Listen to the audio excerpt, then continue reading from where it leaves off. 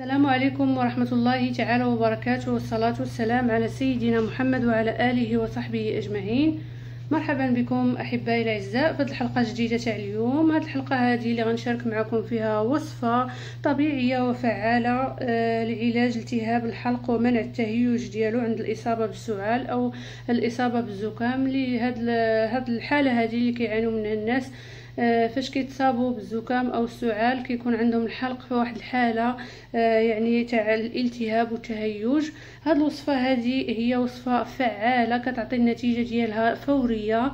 الطريقه ديال التحضير او المكونات تاع هاد الوصفه مكونات بسيطه. غادي نحتاجو في هاد الوصفه كأس ديال الماء يكون دافئ، وايضا غادي نحتاجو عصير نصف ليمونه، وغادي نحتاجو ايضا عسل النحل.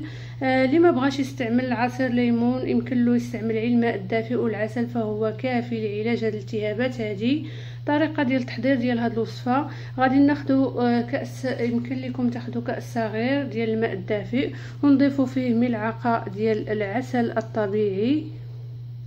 كيف ما كتشاهدوا نضيفوا ملعقه ديال العسل الطبيعي. بالنسبه اللي بغى يزيد في الفعاليه ديال الوصفه نضيفوا عصير نصف ليمونه، ونحركوا هاد المكونات هذه احبائي الاعزاء جيدا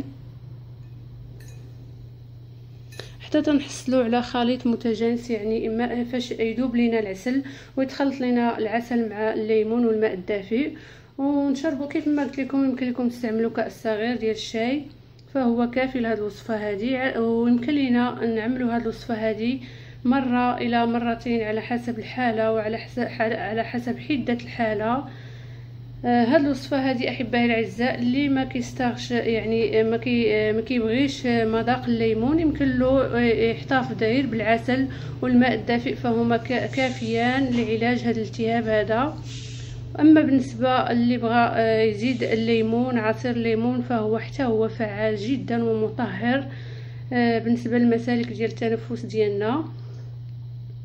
هاد الوصفه هذه احبائي الاعزاء هي وصفه فعاله ومجربه، كيف ما كتشاهدوا المكونات ديالها طبيعيه. كنتمنى منكم احبائي الاعزاء اللي تعاني من التهابات ديال الحلق في اثناء اصابه ديالو بالسعال او الزكام يمكن له يجرب هذه الوصفه هذه، غادي يلاحظ واحد التحسن فوري. وكنتمنى منكم ايضا انكم ما تبخلوش عليا بالتشجيعات ديالكم والدعوات ديالكم، وتنضموا لي القناه وتشجعوني بلايك باش دائما يوصلكم الجديد. والى اللقاء في حلقه قادمه باذن الله.